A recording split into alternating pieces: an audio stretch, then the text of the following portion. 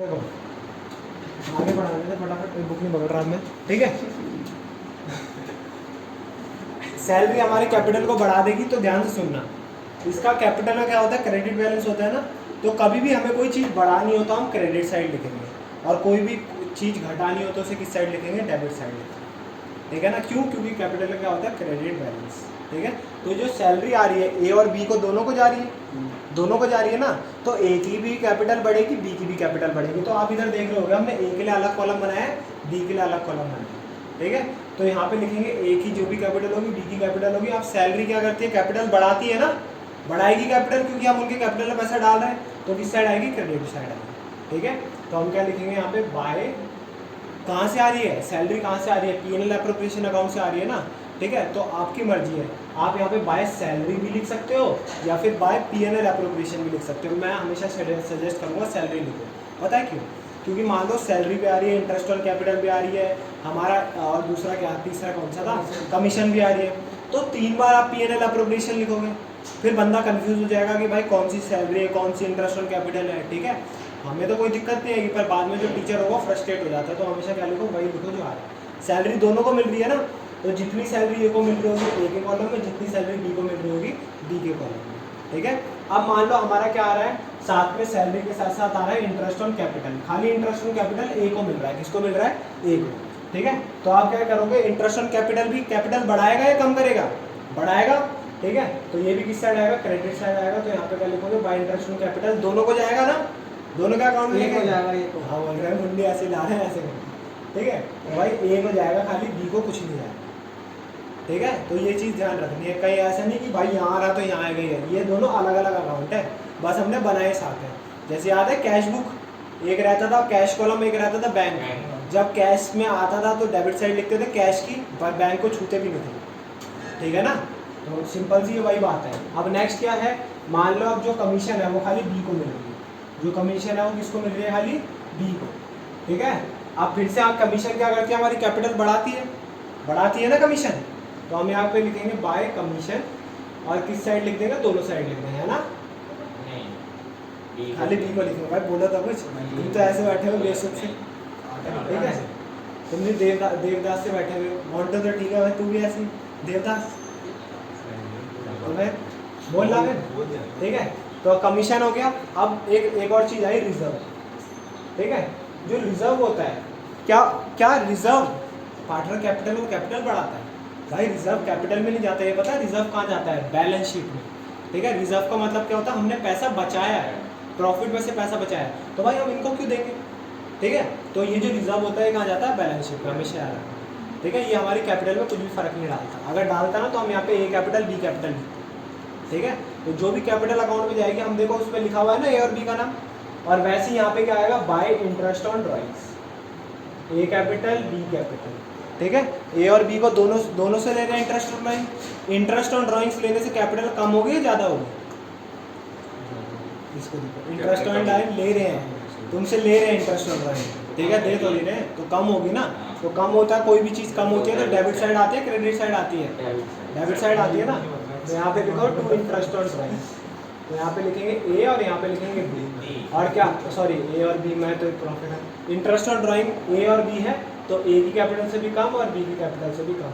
तो भाई interest on drawing करी है तो उन्होंने ड्राइंग्स भी तो करी होगी, तो ड्राइंग करने से कैपिटल कम होती है ज़्यादा होती है, कम होती है ना, ज़्यादा क्यों, ज़्यादा क्यों नहीं होती, हम तो पैसे डालते हैं ना ड्राइंग्स में, कम बोल दें हम तो पैसे डालते हैं ड्राइंग्स में, पैसे निकालते हैं ना, तो निकालने से कैपिटल कम होती है। तो सिंपल सी बात क्या है, आप यहाँ पे लिखोगे टू ड्राइंग्स, अंदर है, माँ, ओ माँ, अंदर ही है,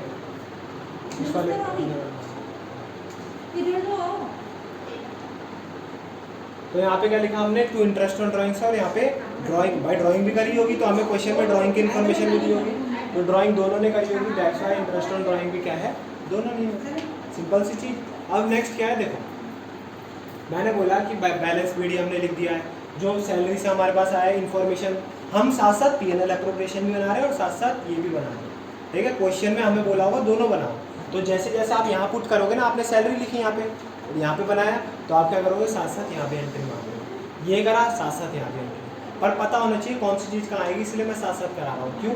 जो भी चीज़ हमारी कैपिटल बढ़ाएगी वो क्रेडिट साइड, कोई भी चीज़ हमारी कैपिटल कम करेगी वो डेबिट साइड। बात समझ आई? ठीक है, तो सिंपल सी बात है, इंटरेस्ट और ड्राइंग कम करेंगे तो इस साइड। और मान लो हमने और कैपिटल लगाई हो, बीच में हम एडिशनल कैपिटल लगाते भी तो हैं, तो कैपिटल लगाने से हमारी कैपिटल कम होती है ना, है ना? क्या कैपिटल अगर हम और लगाएंगे तो हमारी कैपिटल कम होगी ना, कम होगी ना। हम कैपिटल और लगा रहे हैं तो कम हो जाएगी।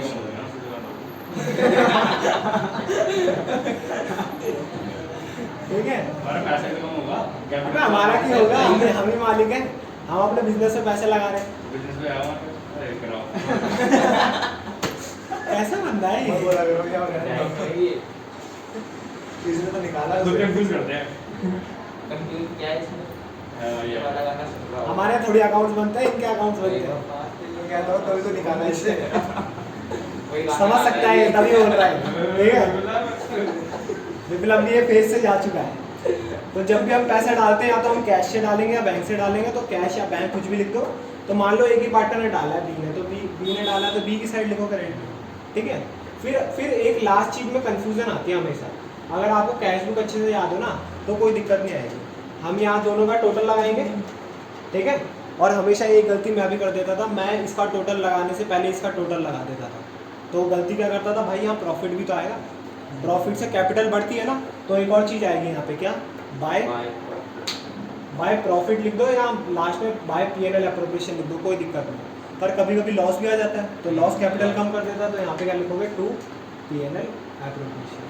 ठीक है, तो P&L एप्रोप्रिएशन नहीं आता, ज़्यादातर जब भी लॉस आता है ना वो P&L अकाउंट से ही आता है, क्योंकि वो जो मैंने अभी लास्ट केस पढ़ाया है ना वो बहुत कम आता है, बहुत कम यूज होता है। ठीक है, तो आप क्या करोगे भाई, यहाँ का टोटल लगाओगे, तो जो भी हमारा प्रॉफिट होगा, to profit distributed transfer to A और बी, ए और बी दोनों का ट्रांसफर हुआ है, तो हम ए का भी लिखेंगे बी का भी लिखेंगे। ये अकाउंट क्लोज, प्रॉफिट सब कुछ बढ़ चुका है, कुछ हमने छोड़ा तो नहीं, कुछ भी नहीं छोड़ा, सब कुछ लिख दिया हमने।